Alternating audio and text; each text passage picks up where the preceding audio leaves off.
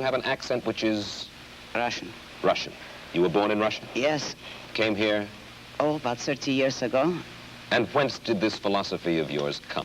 Out of my own mind, with the sole acknowledgement of a debt to Aristotle, who is the only philosopher that ever influenced me. I devised the rest of my philosophy myself. I'm curious.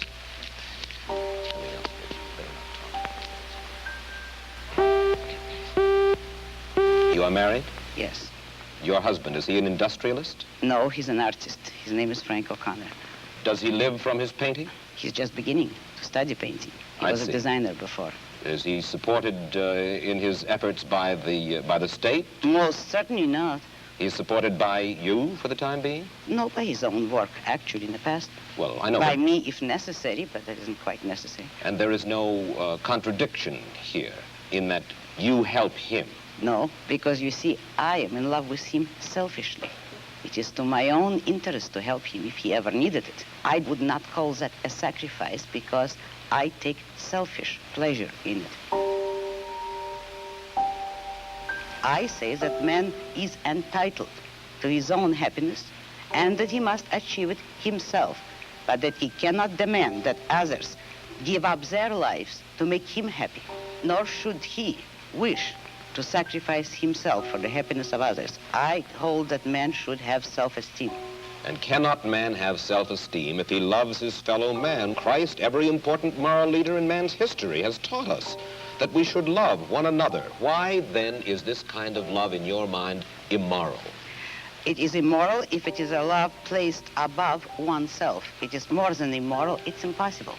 Because when you are asked to love everybody indiscriminately, that is, to love people without any standard, to love them regardless of whether they have any value or virtue, you are asked to love nobody. But in a sense, in your book, you talk about love as if it were a business deal of some kind. Isn't the essence of love that it is above self-interest? Well, what would it mean to have love above self-interest? It would mean, for instance, that a husband would tell his wife, if he were moral, according to the conventional morality, that I am marrying you just for your own sake. I have no personal interest in it, but I am so unselfish that I am marrying you only for your own good. Well, should husbands and wives Would tally any up? woman like that? I agree with you that it should be treated like a business deal, but every business has to have its own terms and its own kind of currency. And in love, the currency is virtue. You love people not for what you do for them or what they do for you. You love them for the values, the virtues. You don't love causelessly. You don't love everybody indiscriminately. You love only those who deserve it. Man has free will. If a man wants love, he should correct his flaws, and he may deserve it, but he cannot expect the unearned. There are very few of us, then, in this world, by your standards, who are worthy of love. Unfortunately, yes, very few.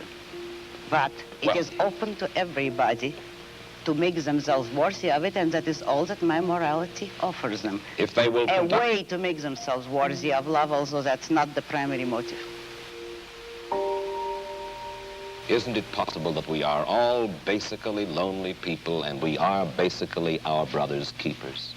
Nobody has ever given a reason why men should be their brother's keepers, and you see the examples around you of men perishing by the attempt to be their brother's keepers. You have no faith in anything? Faith? Only no. in your mind?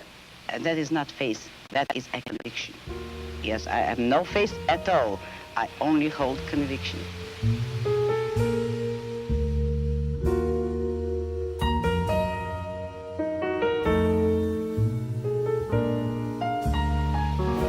As we said at the outset, if Ayn Rand's ideas were ever to take hold, they would revolutionize the world. And to those who would reject her philosophy, Miss Rand hurls this challenge. For the past 2,000 years, the world has been dominated by other philosophies. Look around you. Consider the results. We thank Ayn Rand for adding her portrait to our gallery, one of the people other people are interested in. Mike Wallace, goodbye.